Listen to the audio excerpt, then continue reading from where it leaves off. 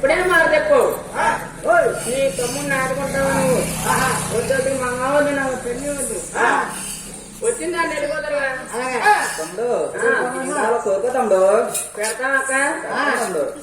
అయితే మా అంగని నన్ను దానమందం దాటించిన తర్వాత గడ్డి మూల తీసుకెళ్తారు, పిసుకుడు కూడా తినిపిస్తారు, ముక్కుడు కట్నం కింద ఒక 500 వేస్తారు. సరిసాగ నా పేరు చెప్తారు. పెడతామక్క.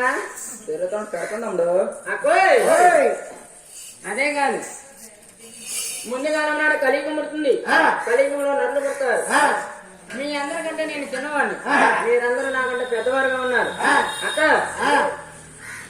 వాళ్ళందరూ కూడా ముందుగా నా కొండకు రావాలి.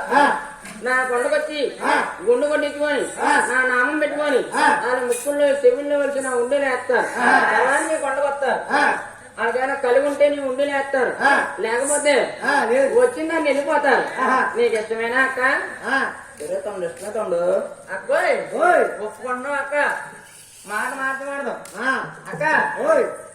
ముందుగా అన్నాడు కలియుగంలో నన్ను కూడా ఎండి పళ్ళాలతో పసుపు కుంకాలు నీ కొనగా తెస్తారు.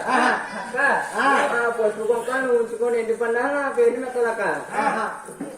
పెడతాను అక్క. అయితే నువ్వు రాయబట్టాను రాజు అక్క.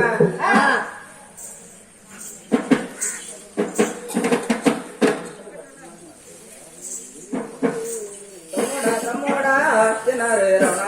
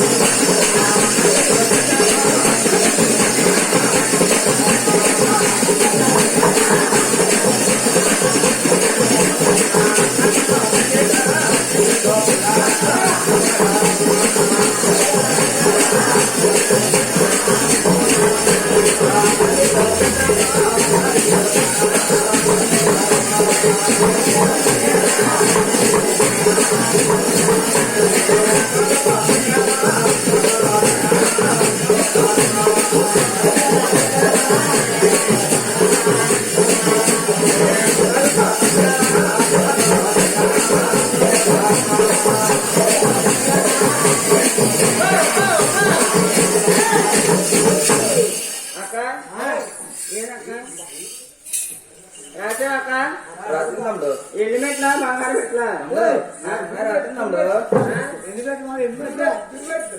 నీకున్నా రాజా అక్క. ఒరే బాబు ఎలా